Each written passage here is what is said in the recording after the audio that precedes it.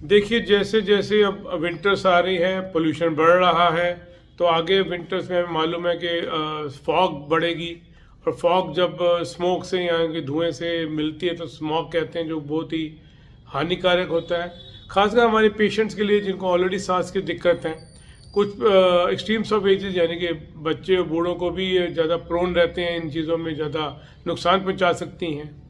अब इस मौसम में, क्योंकि हर साल ये होता है, ये तो है नहीं कि इसी साल हो रहा है, ये पिछले साल भी हुआ, उससे पहले भी हुआ है, पिछले कई सालों से हम देख रहे हैं कि जैसे ये अक्टूबर और नवंबर और ये सब दिसंबर की तरफ जा रहे हैं हम, तो ये एक वही गलत आँखों में जलन, खांसी, जुकाम और मुश्किल से सांस लेना, ये सब शुरू हो जाता है। और ये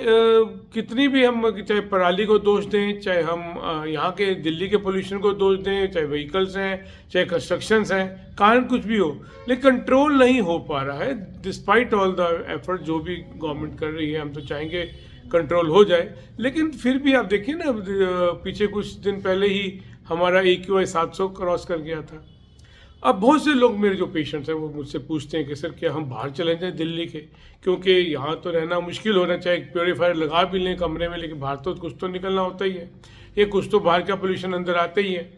अब जिन लोगों के लिए सुविधाएं हैं, जिन लोगों के लिए कोई और जगह जाने की है, वो बाहर चले जाते हैं। फॉर एग्जांपल, एक मेरे पेशेंट है, उनके घर गोवा में भी है, वो कहते हैं कि हम वहाँ चले जाएं, और वो चले जाते हैं। फिर हर अक्टूबर, नवंबर, दिसंबर में वो गोवा जाके रहते हैं। कुछ एक पेशेंट है, कोई और सिटी में रहना चाहता है कि मैं वहाँ चले जाऊँ, दिल्ली में तो पॉसिबिलिटी नहीं है।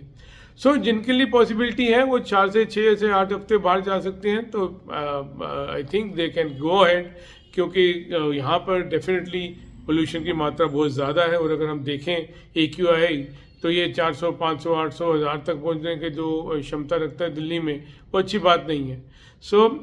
इफ़ यू पॉसिबिलिटी, अगर कोई जाना चाहे दिल्ली के बाहर, क्योंकि यहाँ पे अभी इस टाइम पे हमारे लिए मुश्किल हो रहा है इसको कंट्रोल करना,